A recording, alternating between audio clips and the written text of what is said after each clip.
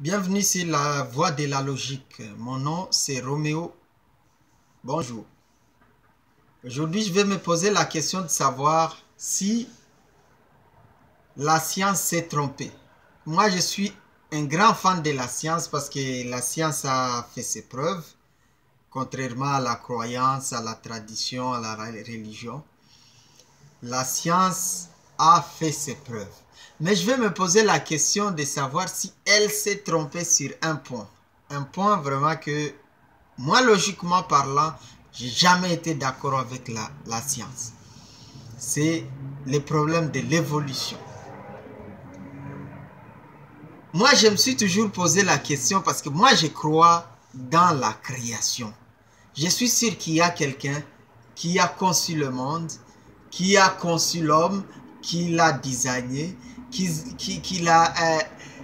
lui a donné toutes ses facultés, qui a conçu son corps, ainsi que le corps des animaux, qui a conçu la vie, ainsi de suite.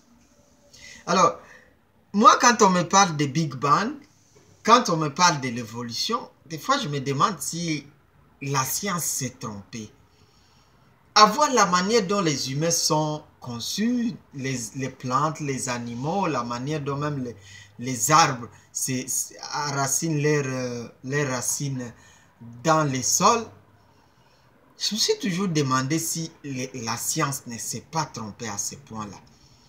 Parce que ce sont des choses, vous allez trouver que c'est vraiment, vraiment bien réfléchi, que ça ne peut pas venir d'un hasard, que ça ne peut pas venir d'une explosion. Parce que je crois que, moi personnellement, par rapport à ce que je vois, je pense que la science s'est trompée. La science s'est trompée. Il y a un créateur hyper intelligent. Si eux ne croient pas, si les scientifiques, certains, ne croient pas dans l'existence d'un être suprême, d'un être très intelligent qui a conçu l'homme, qui a créé la terre, j'aimerais qu'ils répondent à cette question ici. C'est quoi le quotient intellectuel du Big Bang?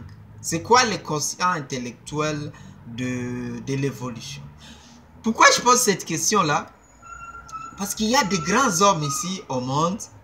Il y a eu des grands scientifiques, des Einstein, il y a eu des gens qui ont fait beaucoup de découvertes, des Newton, des je ne sais pas, des grands physiciens, des grands mathématiciens, des grands, je ne sais pas si ça.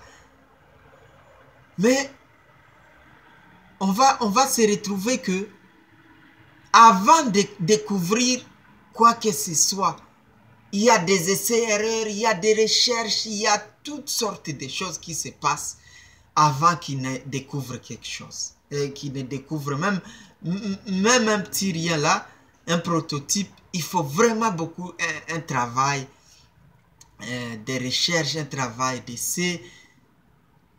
Et il faut encore que ce soit des personnes avec un quotient intellectuel plus élevé que la moyenne.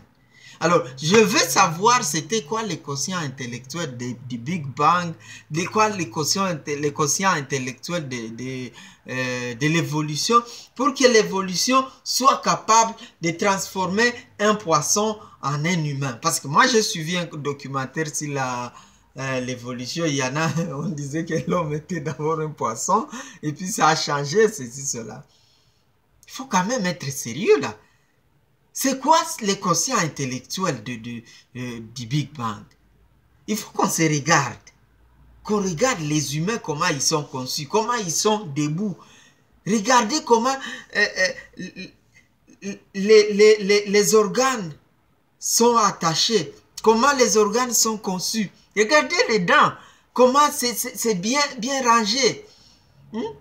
Les nez, les yeux. Pourquoi est-ce que vraiment tout ça, ça peut venir de rien du tout? Regardez tous les corps, les ventres, tout ce qu'il y a à l'intérieur, le cœur, comment il bat. Suivez des documentaires sur le fonctionnement des organes du corps humain. Regardez, suivez des documentaires sur le fonctionnement du cerveau. vous allez voir que c'est impossible, impossible que ça soit venu d'un hasard. Il doit y avoir quelqu'un de très intelligent qui a conçu l'homme. Il faut quand même Jésus a dit, même si moi je ne crois plus dans les religions, parce qu'il y a beaucoup de mensonges, il y a beaucoup de théories, les religions sont des théoriciennes et la pratique est faible ou inexistante.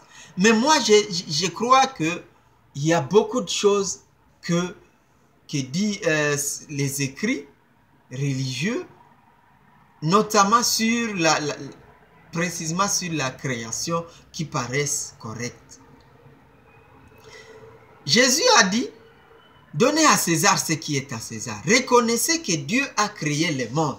C'est certain que Dieu a créé le monde et il a laissé les gens se débrouiller. Je veux bien, parce que moi je ne crois pas dans tout ce qu'on dit. Oh, Dieu aime les humains, c'est Dieu qui donne tout, c'est Dieu qui aide les humains. Ça c'est faux, parce que l'homme, quand il ne fait rien, rien ne se passe. Quand les humains se décident de tuer les autres humains, Dieu n'intervient pas. Il y a eu plus de 5 millions de juifs qui sont morts à la Deuxième Guerre mondiale.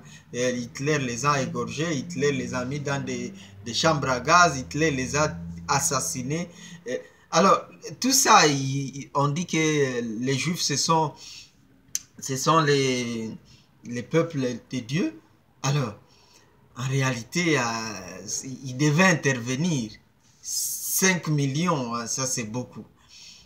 Et alors, moi je crois qu'il y a un créateur. Moi je le reconnais, je le respecte pour ça. Le Big Bang là, l'évolution là, c'est pas croyable ce qui se dit dans ces affaires-là.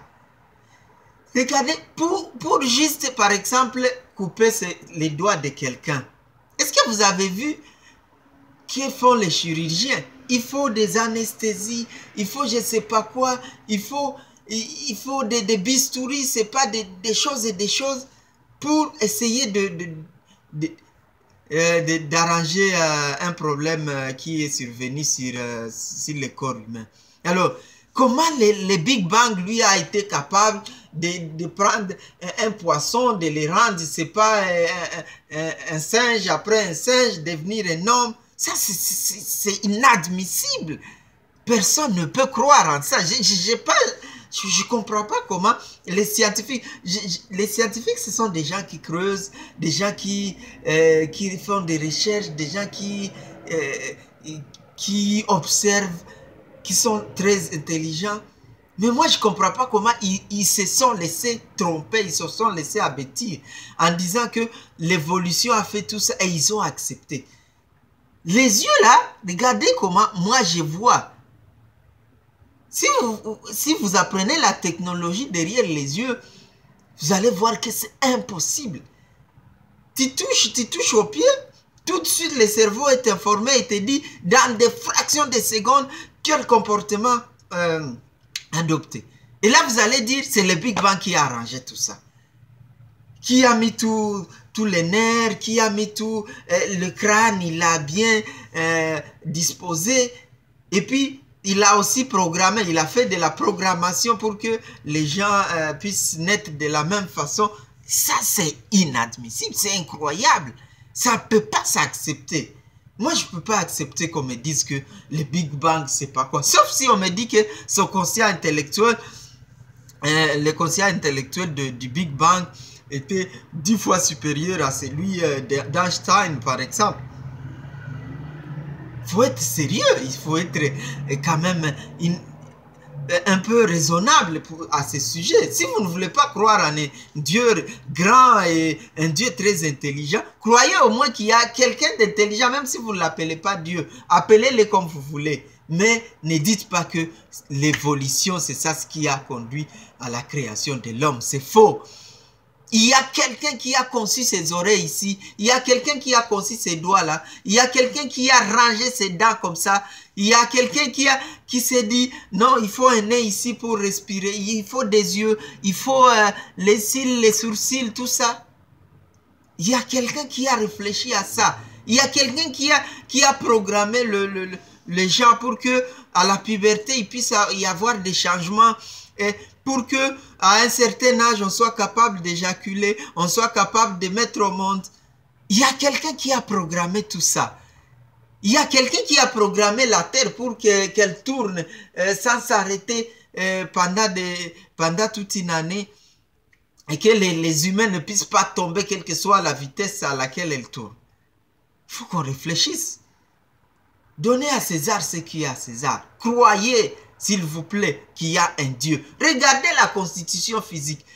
Dénudez-vous, les grands scientifiques, dénudez-vous, vous tous qui êtes athées, dénudez-vous. Mettez-vous devant des gros miroirs. Regardez-vous. Regardez votre sexe, regardez votre dos, vos pieds, vos je sais pas quoi, vos orteils. Ouvrez votre bouche. Regardez la langue, regardez tout. Et vous allez vous dire, non, non, non, il y a quelqu'un qui a conçu tout ça. Il y a quelqu'un. Pour changer, juste pour enlever cette oreille-là, pour essayer de faire... par exemple, moi, j'ai un moment donné, j'étais tombé, j'avais eu un problème ici au niveau de mon oreille. Il faut voir combien de gens se sont occupés de moi. Qu'est-ce que ces gens-là ont fait pour pouvoir m'aider? Hein? Pensez-y. C'est pas facile. Les Big Bang, l'évolution n'était pas capable de faire ça. J'ai toujours ça. J'entends quand je suis des documentaires de ça et là, sur les animaux surtout, j'entends des déclarations vraiment ridicules. Il y a quelqu'un qui dit, oh, les animaux, ils sont arrivés à tel endroit, dans une plaine quelconque, et ils ont transformé l'évolution où les animaux ont transformé leur corps pour s'adapter à ceci. Mes chers humains, réfléchissez un peu. Qu'est-ce que vous êtes capable de changer sur votre corps? Et les animaux là qui n'ont même pas d'intelligence, qu'est-ce qu'ils vont faire? Je comprends que les gens peuvent s'adapter. Les animaux, les oiseaux aussi peuvent s'adapter parce qu'il y a quand même une sorte d'intelligence, une sorte d'instinct dans les animaux. Mais dire qu'ils ont fait ceci pour cela, en changeant leur corps, ça c'est faux, en changeant leur pelage, ainsi de suite. Regardez tout ce qui se passe, tout ce qu'on a, les scientifiques ont fait pour arriver au niveau où ils sont aujourd'hui avec les robots, avec l'intelligence artificielle. Ce ne sont pas des humains d'intelligence faible qui ont fait ça. Ce sont des humains d'intelligence un peu plus supérieure à la moyenne ou supérieure ou très supérieure à la moyenne. Les clonages et tout ça, ce sont des intellectuels, des grands intellectuels. Alors comment dites-vous que l'évolution, le Big Bang a fait tout ça? Tout ce que nous on voit, tout ce qui est naturel. C'est pas vrai, c'est pas vrai. Il y a un créateur quelque part. Il y a là.